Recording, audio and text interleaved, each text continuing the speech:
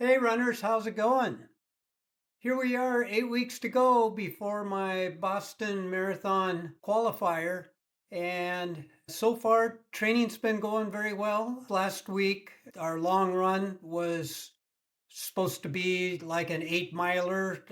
As I mentioned in last week's video, we're the training group I'm in doing kind of the Galloway system where you do a low mileage, then a high mileage long run, alternating weeks. The last week, a few of us just stretched it out to to make it a little longer because that's where we are at in our training and don't necessarily need another short 8 mile run. So this coming week, we'll be doing a 16 miler. And so I'm looking forward to that because now we're get into what I call the actual long run phase. Every run from now on will essentially be like 18 milers until we do a couple of 20 milers. That's where I'm heading as far as the marathon training goes.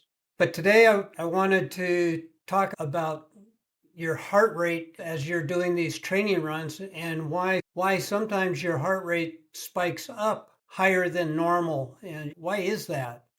So last week I explained how I had one session where my heart rate was very much lower than it's been averaging over the last few training runs. And then this last week I had a run where it spiked up much higher than I'd normally expect when I'm doing my zone 2 low heart rate training runs.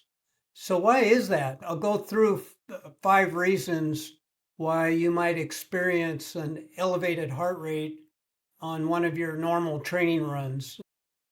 One of the first easy reasons why your heart rate might be a little bit higher is simply that you took in more caffeine in the morning, you had more coffee or something, or you ate something just before your run that kind of spiked your adrenaline up and just got your heart rate up.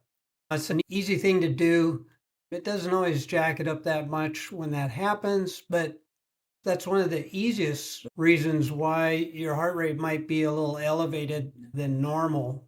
Second one is your heart rate when you're running can vary quite a bit from what kind of stress you're experiencing at the moment. And that stress can be from getting not enough sleep the night before. It might be because of a hard workout the night before. It might be because you got other things going on in your life that's creating mental stress. So all this can affect your heart rate when you go out for your run. Now, what I do every morning is I check my resting heart rate and my HRV, my heart rate variability. And that gives me an idea of how much stress I may be under when I wake up in that morning. And most times it's going to be pretty much the same. If you have a tremendous amount of stress the previous day, you'll see a little spike. If you start overtraining, you'll see a gradual elevation of that every morning. So that's one way you can see the reason why your heart rate is higher on your run is just because you've got too much stress going on. The third reason why your heart rate can elevate a little bit can be something as simple as the weather. So if it's too hot or too cold, that when you go out on your run, that's going to add additional stress to your heart.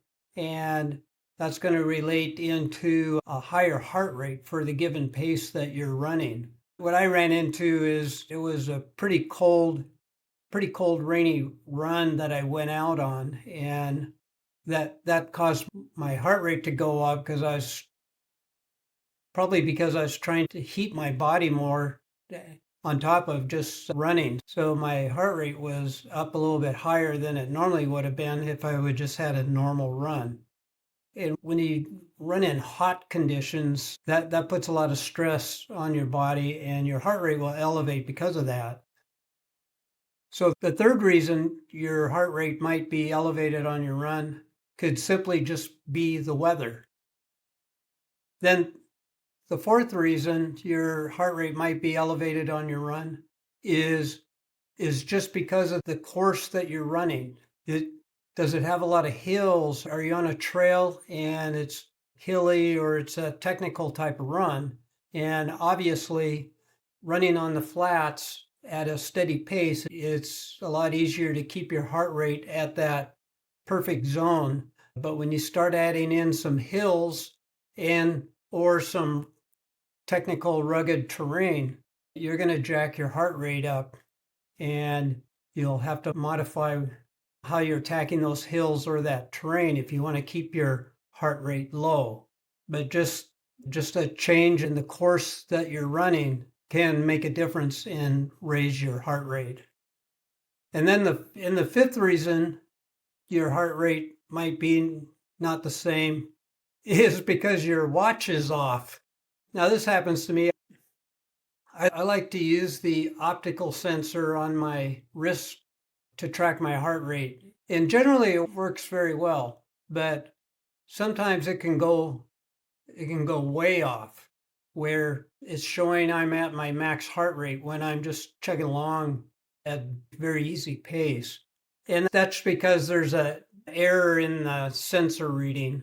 And sometimes for me and my watch, if I see that happening, I'll basically take the watch off my wrist, let it reset, put it back on, and generally it'll settle down and get in a more accurate reading. And same thing can happen if you have a chest strap. That it happens less often than not, but if you can't figure out why your heart rate's a little bit higher, it doesn't hurt to check out your watch or your chest strap and see if that's what's causing the variability. So anyway, that's just a few reasons why your heart rate might be a lot different on your training run than you normally would think it to be.